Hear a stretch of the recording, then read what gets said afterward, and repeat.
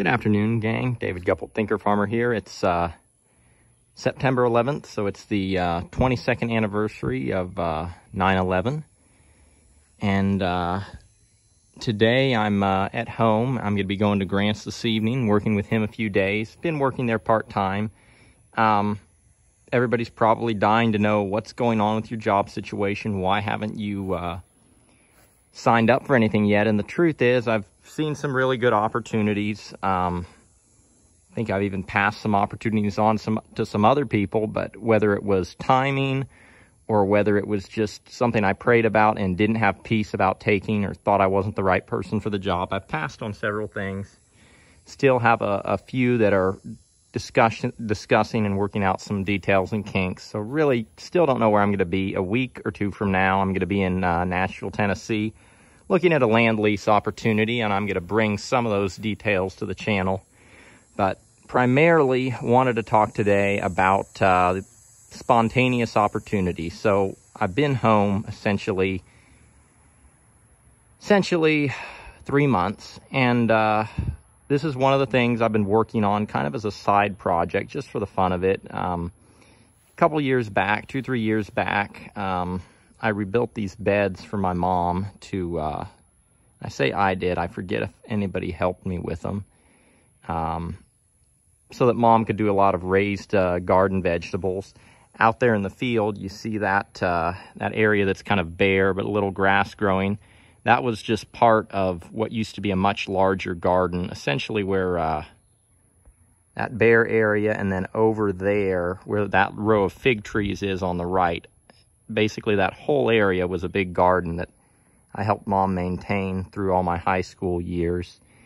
And we grew a ton of vegetables, but with me moving away, the farmer moving away, she knew she needed to downsize, and so we built a bunch of raised beds so she didn't have to deal with the tractor work. This is a few of them, and you know, all my siblings, they're not farmers. They've got lives and other things they do, so a lot of them had gotten overgrown.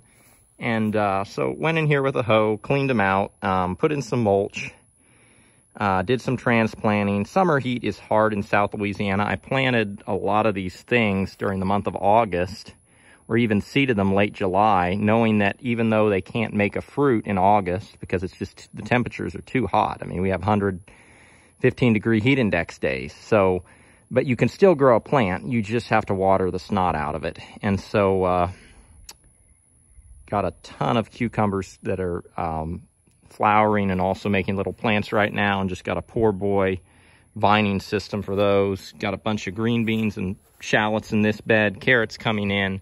Butternut squash is just hammering it right now. I love butternut squash.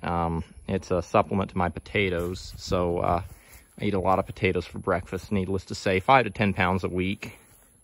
So had a really big infestation of cucumber beetles, but got up at 4:30 with a headlamp and was able to easily deal with them. Got okra planted too. That okra was ideally will grow up, and the butternut squash will just vine even more on that. Of course, you can see a bunch of the little butternut squashes coming in.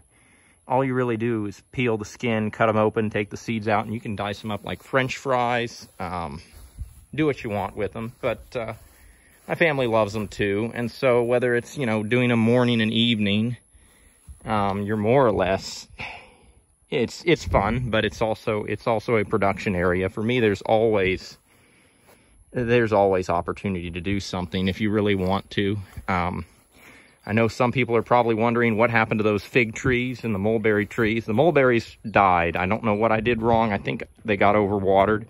But a bunch of the fig trees made it out, and probably going to plant those this fall.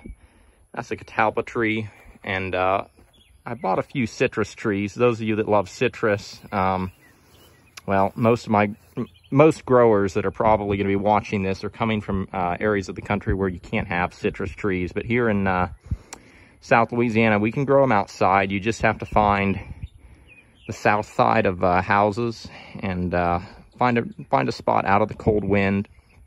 Still gonna have to protect them, but they'll work themselves out. And for me, this was just a spontaneous opportunity. I was home working part-time with Grant, looking at different calls and opportunities, wasn't really ready to pick up another part-time job. I may end up picking up another part-time job for just a couple months while I'm still wrapping up loose details. Yeah, finding a really good job mid-season for a farm career it can be tough.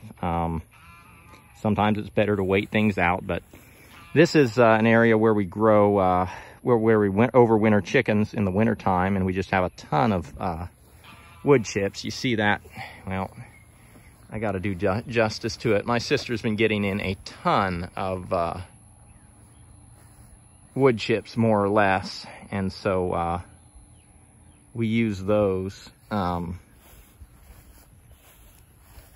Anyway, the chickens, I mean, you can basically do lasagna gardening, and we're growing everything from collards, from seed to green beans to lettuce, radishes, beets, you name it. Anyway, I don't want to belabor this discussion too much, because the irony of it is I hate commercial gardening as a vocation for myself. I would not want to do it, but for a hobby or a pastime to grow vegetables for myself or people I appreciate, that's just a totally different ball game. And so yeah, that's what we're doing here. Take advantage of those spontaneous opportunities, gang. You never know what they'll turn into. They might be a waste of time, but every once in a while, and you'll learn with wisdom what a good opportunity looks like and a bad one does. And eventually, you'll start finding opportunities just in the journey of life. And that was just my brief thought, gang. And with that, I wish y'all blessings for the journey, and keep it real.